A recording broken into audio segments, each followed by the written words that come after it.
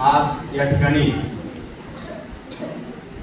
निर्माण बहुउद्देशीय विकास संस्था पुणे यांच्या मार्फत आपल्या शाळेमध्ये श्री संकेश तोरणे सर प्रकल्प समन्वय तसेच श्रीमती प्रज्ञा थोरात मॅडम समुपदेशक या ठिकाणी आणि त्यांच्या टीम सोबत आपल्या शाळेमध्ये हजर राहून विद्यार्थ्यांना घेऊन आपल्या विद्यार्थ्यांना त्यांनी पोक्सो विषयी मार्गदर्शन केलं। त्याबद्दल मी शाळेच्या वतीने सर्वप्रथम त्यांचे आभार व्यक्त करतो।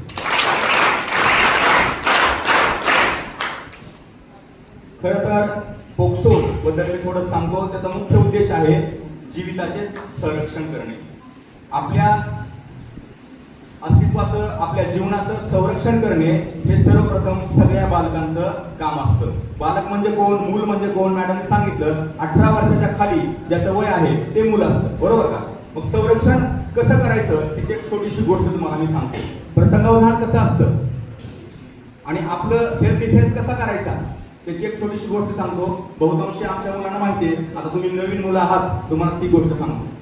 काय झालं, एका जंगलामध्ये एक जंगली कुत्रा फिरत होता। सकाळपासून तो जंगलामध्ये वन फिरायचा।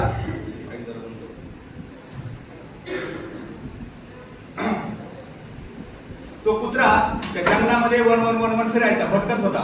त्याला भूक लागली होती प्रचंड, आणि भूक लागली असताना तो कुठेतरी काहीतरी खायला मिळतंय का या शोधामध्ये होता। आणि त्याला शोधत असताना दुपारची वेळ झाली, शोधता त्याला एक हाड सापडलं। आता हाड सापडलं, हाडाने काय पोट भरणार आहे का?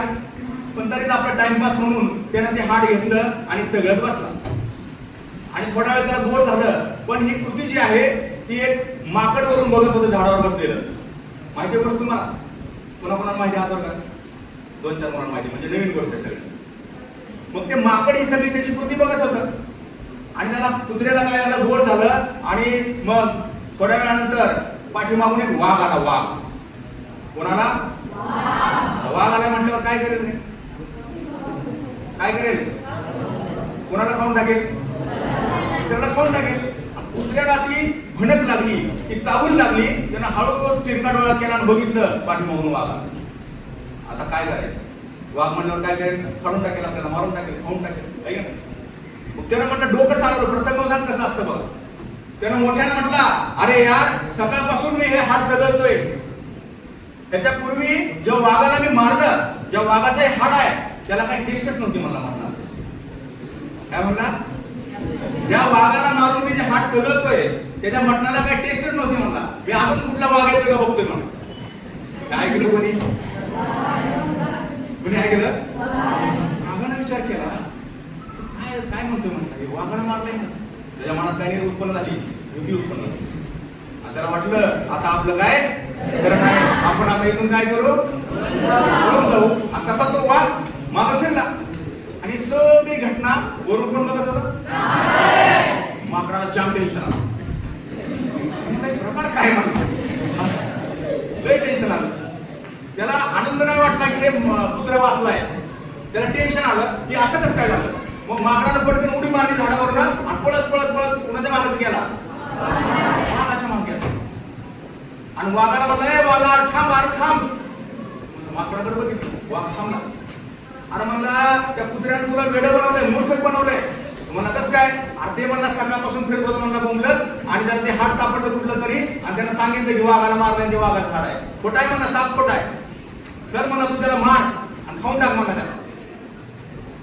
वाघाला काय खरंच वाटत, तू मला खरं सांगतो तू? अरे बाबा खरं सांगतोय म्हणला, मी बघतोय म्हणा झाडावर बसून। ठीक आहे म्हणलं, बस माझ्या पाठीवर। मग वाघानं काय केलं, त्या माकडाला पाठीवरती बसवलं आणि नेलं। आणि वाघाच्या पाठीवर माकड, ती सगळं कोण बघायला लागलं? कुत्र्याला दिसलं ना आता वाघ येतोय आणि वाघाच्या पाठीवर बसून कोण लागले? माकडे लागले। अरे बापरे, मला आता काय खरं नाही असं वाटतंय की ह्या माकडानं त्या वाघाला नक्कीच काहीतरी सांगितलं असणार आहे। आता आपलं काय खरं नाही, आपण आता मरणार। आता वाघ आपल्याला खाऊन टाकणार। आणि थोडं ते दोघं जवळ आले की अजून मोठ्यानं म्हणायला लागला, कुत्रा म्हणायला लागला, अरे ते माकड माझा दोस्त, किती वेळ झाला त्याला सांगितलं एखाद्या वाघाला घेऊन ये म्हणून, अजून कसं काय आलं? परत ऐकलं पण त्या वाघानं, कुणी ऐकलं ते? अरे बापरे म्हणला, हा दोघाचा गेम आहे का म्हणला. तो आधी उतर म्हणला, त्याला फेकून दिलं आणि तो पुन्हा पळत सुटला जंगलामध्ये. This is called presence of mind. कुत्र्यानं काय केलं,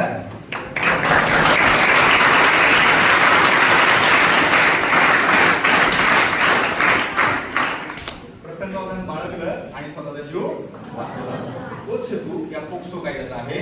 आपल्या सगळ्यांना जीविताचं संरक्षण करण्याचा जो अधिकार घटनेनं दिला आहे, त्यामध्ये आपल्या जे आपले प्रायव्हेट पार्ट्स आहेत. आता काय होतं, आपल्या जे शाळामध्ये आहे, समाजामध्ये आहे, असं ओपनली बोललं जात नाही, खुलेपणानं आपण बोलत नाही, पण ते ऍक्च्युली बोलायला पाहिजे, आहे का नाही. आपल्या जे सीची जागा आहे, सूची जागा आहे, त्याला कुणी स्पर्श करू शकत नाही, कुणी हात लावू शकत नाही, आपल्या ओठांना कुणी हात लावू शकत नाही, आपल्या छातीला कुणी हात लावू शकत नाही, आपला जो पार्श्वभाग आहे त्याला कुणी हात लावू शकत नाही. आणि त्याला जर कुणी हात लावला तर तिथं जोरात ओरडायचं, नो म्हणायचं. काय म्हणायचं, नो म्हणायचं जोरात, तिथून पळून जायचं. आणि जर अशी कुठली घटना घडली तर लगेच पटकन आपल्या सगळ्यात विश्वासाचा जो माणूस आहे, मग आपली आई असेल, आपले वडील असतील, आपले भाऊ असेल, आपली बहीण असेल, आपले शिक्षक असतील, मुख्याध्यापक असतील, अन्य कोणी ज्यांच्यावर तुमचा विश्वास आहे, त्यांना पटकन ती गोष्ट मोठ्या माणसांना सांगून टाकायची, मनामध्ये ठेवायची नाही. ओके, तर हा हेतू या पोक्सो कायद्याचा आहे. आणि जर असं तुमच्यासोबत कुणी केलं तर त्याला कायद्याने शिक्षा करण्याचा अधिकार आहे. कायदा त्याला शिक्षा करतो. ओके, तर आता थोडंसं आमच्या शाळेविषयी तुम्हाला मी सांगतो. आपली शाळा आहे अनुसूचित जाती व नवबौद्ध मुलांची शासकीय निवासी शाळा तरंगवाडी. या ठिकाणी आपल्या शाळेमध्ये SC या प्रवर्गातील 80% विद्यार्थ्यांना प्रवेश दिला जातो. आता बऱ्यापैकी SC मध्ये कोणत्या कोणत्या जाती येतात तुम्हाला माहिती आहे?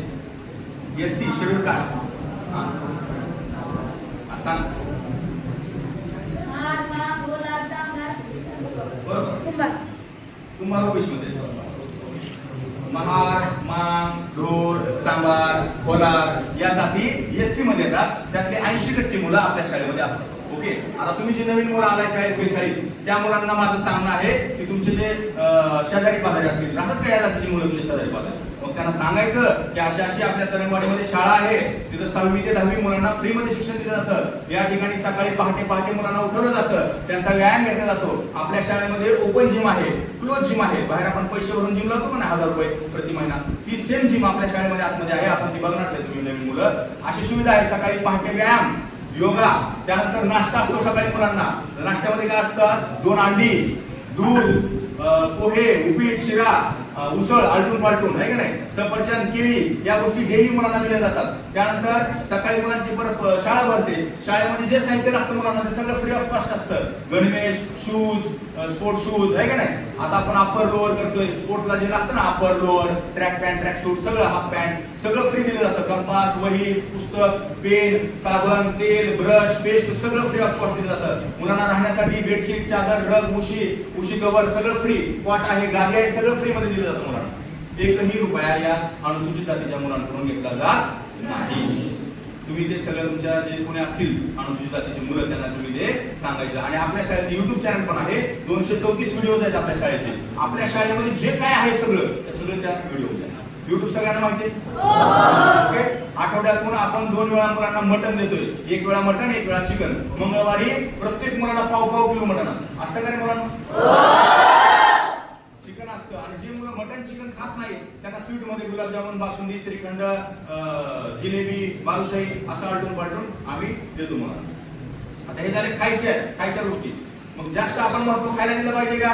नाही. मोठं काय असायला हवं आपला एज्युकेशन. ओके, शिक्षणासाठी आपल्याकडं सगळ्या वर्गामध्ये इंटरॅक्टिव्ह पॅनल्स आहेत 75 इंची आणि त्याला इंटरनेट कनेक्टेड आहे, त्याच्यावरती मुलं शिकतात. ओके, त्यानंतर प्रयोगशाळा आहे, ग्रंथालय आहे, कॉम्प्युटर लॅब आहे 20 कॉम्प्युटरची, सायन्स सेंटर. पुणे जिल्ह्यामध्ये फक्त 4 शाळांमध्ये सायन्स सेंटर आहे. ते आपण तुम्हाला दाखवणार आहे थोड्या वेळामध्ये. असं सायन्स सेंटर आपल्या शाळेमध्ये आहे. त्यानंतर परत खेळाचं सगळं साहित्य आपल्याकडे. असं कुठलं साहित्य नाही आपल्याकडे नाही. व्हॉलीबॉल आहे, क्रिकेट आहे, कॅरम आहे, चेस आहे, त्यानंतर बॅडमिंटन आहे, फुटबॉल आहे, सगळे जे काही साहित्य, भालाफेक आहे, थाळीफेक आहे, गोळाफेक आहे, सगळ्या गोष्टी आपल्या शाळेमध्ये उपलब्ध आहेत. म्हणजे कमतरता नावाचा प्रकारच या ठिकाणी अस्तित्वात नाही. Physical facility A to Z 99% म्हणला तर 99% या शाळेमध्ये उपलब्ध आहेत. आणि त्या तुम्ही, माझी एक सगळ्यांना रिक्वेस्ट आहे, जे आपल्या गृहनिर्माण जे बहुउद्देशीय विकास संस्था आहे, तुम्ही सुद्धा आमच्या शाळेचा प्रचार प्रसिद्धी करावी. आणि अनुसूचित जातीची जी मुलं आहेत की जे शाळाबाहेर आहेत किंवा अन्य कुठे आहेत तर त्यांना आमच्या शाळेविषयी सांगावं की मी तुमच्याकडून अपेक्षा या ठिकाणी व्यक्त करतो आणि माझे या ठिकाणी 2 शब्द थांबवतो. धन्यवाद.